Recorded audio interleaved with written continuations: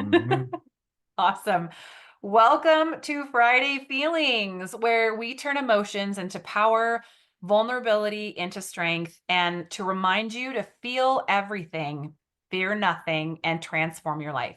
Today's focus is recognizing and overcoming burnout. And this is a very special episode for me because my guest, Alex Buckles, and I have been friends, colleagues, coworkers. He has been a mentor of mine. His pursuit and his passion with his organization is incredible and awe-inspiring. And I am just absolutely thrilled to have him here as our guest today. So, Alex, thank you so much for joining me on this new adventure. I just want to hear from you a little bit about you, about Forecastable, and about why this topic is important to you. Sure. Well, thanks for having me for one. And yeah, I'm happy to get right into it. So a little bit about me. Let's see, after in terms of career, let's see, start out with personal. So I am married, father of three children, ages 13, 14, and 15, two girls and a boy. And my son, the youngest child, is autistic. So I've started an organization called Pathways for Autism. We're very focused on getting people with autism into the workforce and living, financially independent lives. That's my life's purpose. Mm. Professionally, after getting out of the Marine Corps in 2005, I've been basically in enterprise sales roles for the last 20 years, for the most part. Um, I've worked for small companies, big companies, SAP ecosystem, Adobe ecosystem, a bunch of startups. I've had my own startups. I've been an entrepreneur since 2009. Lots of little failures along the way, a couple of big ones along the way, and then and a few successes. And now I'm seeing more success than failure, which is a nice thing. And that's that. I love that. Well, I know the work you're doing with Pathways for Autism is an absolutely incredible thing. The individuals I meet that talk about their children with autism, that the concern of a parent saying, I want my kid to be independent and successful. And you're providing that, you're highlighting that, you're teaching and employing and pouring your heart into that community. So I want to thank you for the effort that you're making, and encourage any listener today, if you're looking for a resource around the autistic community, you've got to connect with Alex Buckles online. So, Thank you. why is burnout a topic that's important to you?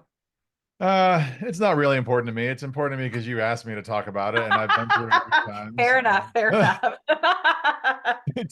This is not something I'm like super passionate about, but as I was looking about all the things that you have coming up, I was like, huh, I've been through burnout a few times. I was like, I can Yeah. definitely speak to that in a few different ways. And I'm happy to go into any detail on it, but it's a Yeah. very real thing, and and you can only push yourself to do so much. And I can distinctly remember three different burnouts in my career. That's just I know when it was. I can think back to it, and it's obvious when you look back. Yeah. But yeah, it's there, and you have to deal Okay, with so let's define it. What to you, when we say that word burnout, what is burnout to you? it. Burnout to me is, I would say, when I would say there's probably a couple different ways to describe it, but I would say it's when you're probably physically incapable of being who you normally be and you can't get back to it. Like you just that like maybe you've even done all the things you're supposed to do that day. Maybe you went to the gym, maybe you ate right, maybe or whatever. You did it, everything perfect, and like you had a wonderful day and everything was great and you closed all kinds of deals and things happen.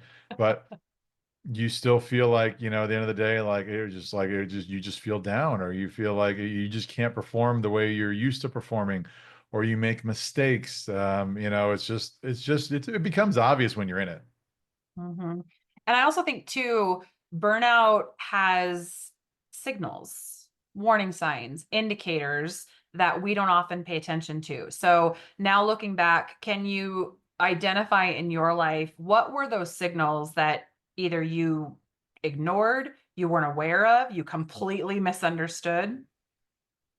I would say the signals leading to burnout is when you start doing things you wouldn't normally do, or you're spending exorbitant amounts of time, on things that you shouldn't be spending them on, or you're missing family time, even it's like, okay, dinner time. No, no, no, one more email. Let me just get this out. I got to get it done, right?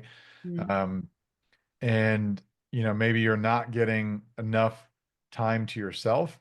Like if I work, I go to bed every night at 8 or 8:30. Like I'm in bed so early.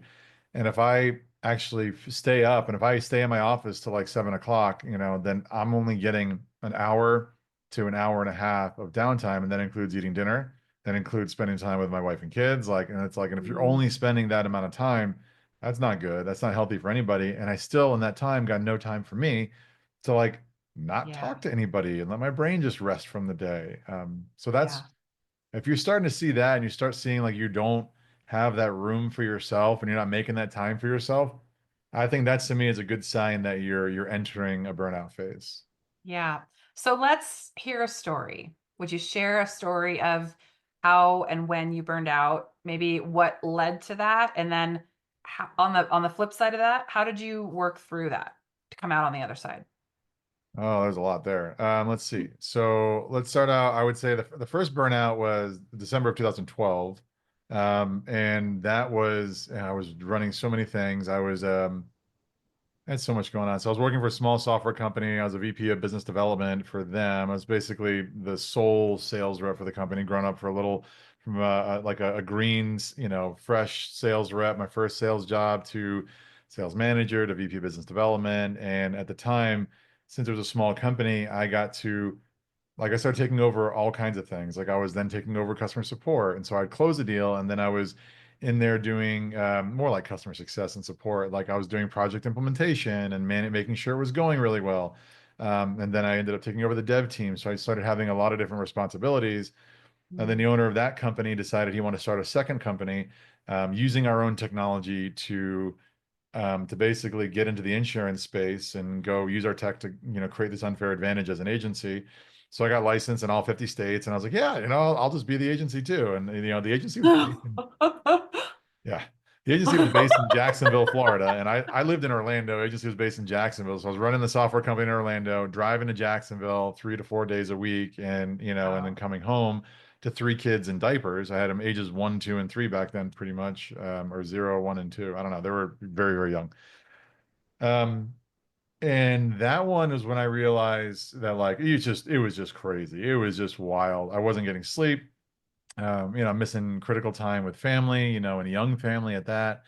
Um, you're physically unhealthy. You don't have the time to do anything. And so on that burnout, like I quit. I was just like, okay. I was like, I gave 6 months notice. I'm like, I can't do this anymore. I was like, I want to go do something else. This isn't for me, kind of a deal. But that was that. And it took me, I don't know if I ever really formally recovered from that burnout because the day I quit, I was working I was sitting in a Panera Bread for like 2 months on end every morning, like figuring out what I wanted to do next. And I was like, why not start a startup? So like, why, while you're in the middle of, Why of a not? burnout. Why not? So I don't really think that was a good example of anything that I recovered from really well. I just kind of powered through it. I was, much younger back then, so that was easier. The second burnout was a little bit more senior in my career, and mm, that would have been around March, April of 2021. And that was nuts because we we had just gone through COVID. So like we talked summer of 2020, I was leading the revenue function at a small professional services organization, 50 employees. And what was it? So we went through COVID, and as we were going through COVID, it's like we were dealing with large enterprise customers, and I would say greater than half our forecast came to a screeching halt.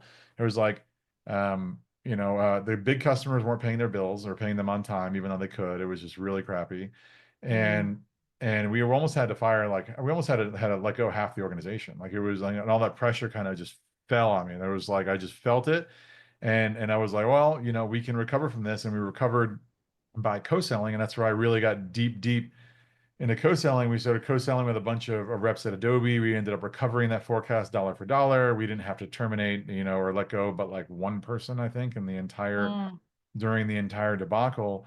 And then we got to like January of 2021. We had recovered or course corrected we had done such a sharp course correction that we over delivered on top of funnel and now we sold too much. And even though I was keeping the C-suite aware of like, hey, let's from a resourcing perspective, let's stack up bench, like we were doing all the right things. I was on the sales side to talk about this stuff, and it just didn't happen, you know. And so now we Mm. got to the point where we're closing deals with a super high win rate.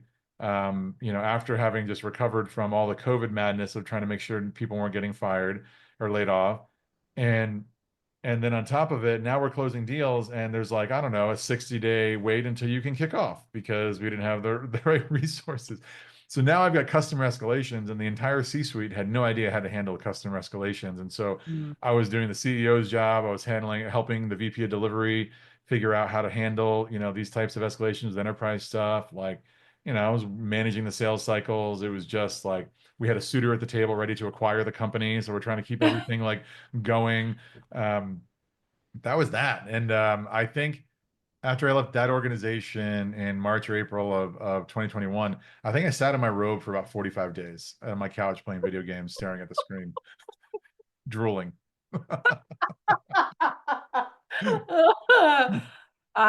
It's because we knew each other then. We were friends then. And I had forecastable at the time. Yeah. yeah, I mean, I remember in the conversations we were having, not during that time period, obviously, but before and after, it was so clear that you were maxed out. And then after you had that little stint, you kind of came back with a force to be reckoned with because you knew where you were going with forecastable, you knew what you were trying to accomplish.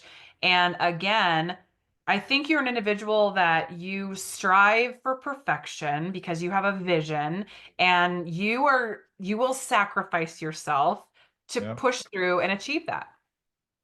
That's it. Yeah. And that's a bad habit. You know, it's like it's a good and a bad habit, double-edged sword. It's like, okay, well, I always, and I still do this today, and it's, you know, against my better judgment, but like sometimes you have to do what you have to do. And it's like, as an entrepreneur, you have to kind of decide, it's like, am I going to do this or am I not going to do this? And if I'm going to do it, like, you may as well go all the way. And it's going to have to dig Yeah. deep and do things that other people are unwilling to do. And that's how Yeah. you win. If everybody could do it and it was easy, everybody would be a founder and everybody would be talking about how they created unicorns and all this stuff. But like, it's not that fun and pretty, like in the trenches when you're like doing this stuff like day to day. It Yeah. really requires actual sacrifice.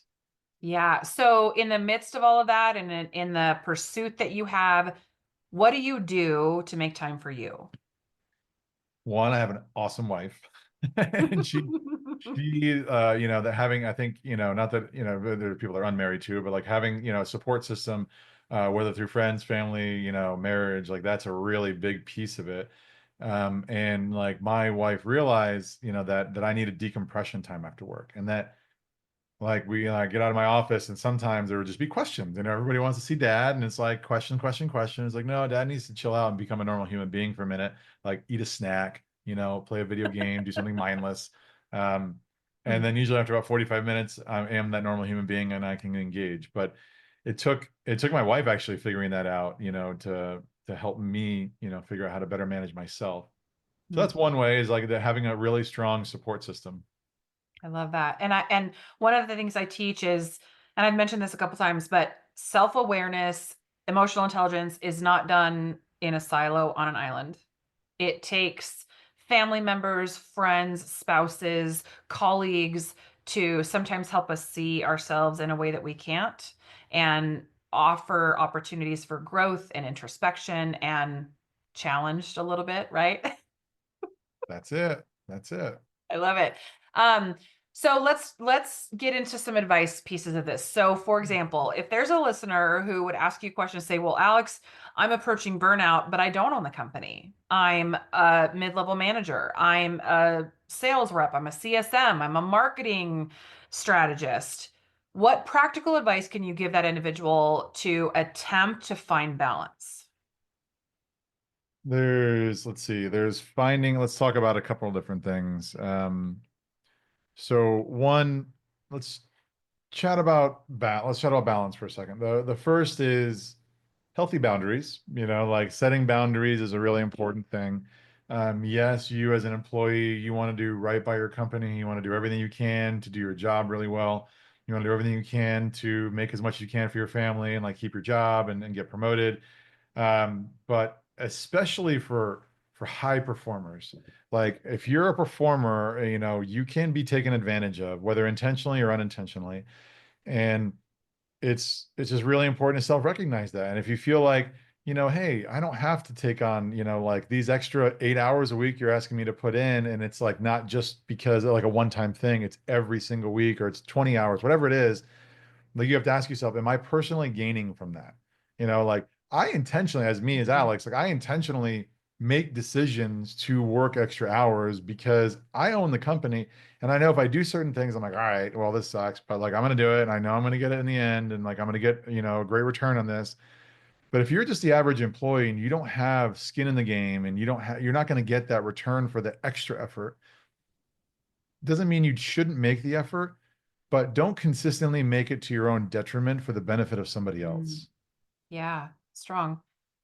Agreed. And that's hard to do because there's a lot of fear that if I say something, if I raise my hand, I'm going to get a red flag on my employee profile, or I'm going to get put on a PIP, or because of the job market right now, there's so many hundreds and thousands of people that are looking for work that can replace you. So, how do you say no without saying no? How do you raise your hand and say I'm approaching burnout. I love my job. I want to keep my job, but something has to shift or change. I tend to approach it, for me, I tend to approach it from the perspective of seeking advice. So you have a couple options. You can decide to get yourself to the point where you are burned out, and then you're like, I hate this. I'm flipping out. I don't want to do this anymore. I'm not showing up tomorrow. I'm taking a week off. Bye. And like you just like burn all the bridges and you're done. Yeah. Don't do that. Don't do that. Don't do that. Number one.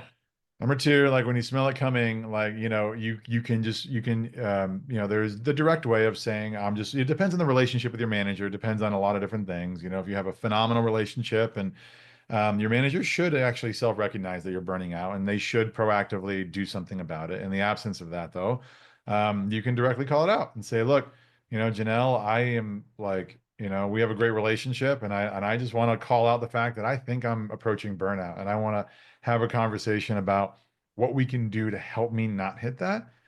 And I don't Mm, really have all the answers, and you may not have all the answers, but like, can we just chat about it? Because I'm feeling it and just talk yeah. about it. Now, the third kind of not a little bit more indirect way to go about it is through seeking advice. So you could go and be like, hey, I'd be like, Janelle, can I ask you some advice? And it could be your direct manager, it could be another manager or somebody else within the organization that's a leader and say, look, I think I'm approaching burnout. I've not been through that before. I'm feeling like this. I think it's like approaching burnout. What have you done in the past to do something like that? Or, as we look at my workload, do you think we could just spend some time seeing where, because I don't really know where to trim. And I figured as my manager, maybe you could help me prioritize better so I'm not feeling so burned out. Do you think we I can have love a chat that. about that? I love that. I love that approach. And I think it's so practical because as we learn about emotions, managing our emotions, dealing with difficult conversations, difficult people, if you don't have a healthy relationship with your manager, that's a really great approach. If you do have a healthy relationship with your manager, it's also a great approach. So I love that. So let's shift gears. So now, how do we help encourage the managers? How do you identify signals of burnout in your employees? What are you specifically looking for? If I were to identify burnout employees, so I've never proactively looked. I guess maybe I just self-recognize, but let me think. So burnout for employees, I mean, you're going to see different behaviors. Um, let me think. I think, the employee that you hired, you know what the best performance looks like from every single employee, and you know what subpar performance looks like for that specific employee, right?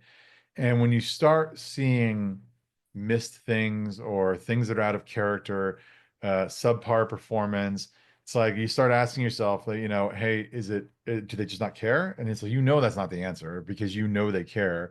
And so something else must be going on, and you don't want to go dig into their personal lives and all that good stuff. But, you should, as a manager, try to root that out and just say, hey, look, maybe you poke around without even bringing up burnout. Maybe you just poke around. You're like, hey, do you think there's an area in your workload that like I'm working with the whole team right now. We're trying to make sure that we're bringing balance to everyone's workload.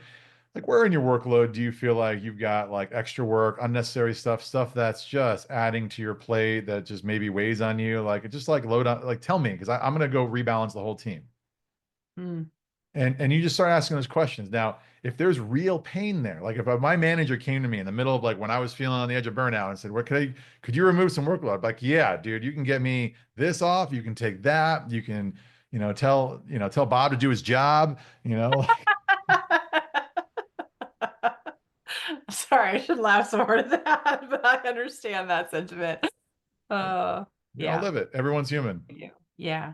It absolutely. And I want to shift gears just a little bit to talk about from an emotional intelligence perspective, from a self-awareness perspective, where you start to realize that burnout is happening from a mindfulness awareness. And I think for me, the burnout piece is wanting to please everybody, feeling insecure to say no, being driven by the fear that I'm going to be judged or looked down upon or slated as somebody who can't live up to the expectations placed before me. I Mhm. also think burnout is a trait of, and don't take this personally, but I think burnout can come from a place of not being self-aware, not being mindful in the emotions that are happening because your thoughts literally generate your emotions. And so to feel anxious, to feel stressed, to feel the weight of pressure, to lay the expectation of perfectionism before you, it means that there are thoughts that are happening in your brain driving that behavior. And so, um, can you give me and our listeners an example, one or two examples of the thoughts that you were thinking in that point of burnout? That now you're like, oh, I started to think this and I'm going to pay attention to that next time. Um,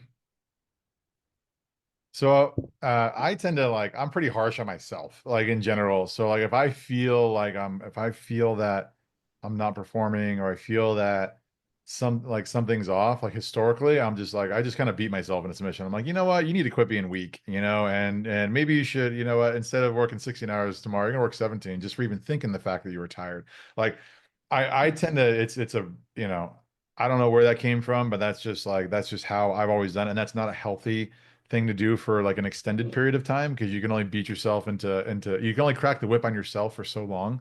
Yeah. Um, I think one other way to go about like we talked about finding balance is one solution for things. It's also Mhm. finding like your happy place. Like what makes you happy and like and for me, I found boating. And for me, like I used to go out, actually, I used to go out ride. I used to like driving. I used to ride a motorcycle until like COVID hit and like everybody and their brother moved to Florida and like you almost died every single time I went out on the road. So thank you all to all those New Yorkers that moved down here and forced me to get a boat. I didn't even buy a boat. I have a membership, so it's like it's awesome called Freedom Boat Club. And I can basically show up to any marina and get a boat anytime, and they just bill my gas or bill my credit card for gas, and it's peaceful for me. I like being out on the water. There aren't a bunch of people out there, and if I'm feeling like that, I look at my wife. I'm like, I need a boating day, and I'll cancel meetings, or if I have a late meeting day, I'll take a couple meetings from out there because we all have Wi-Fi, and that's it. So like that for me is my happy place. And so if you find that place, go just make sure you're giving yourself enough time to go do that. Which is being kind to yourself, which is valuing yourself above everything else at some point in life.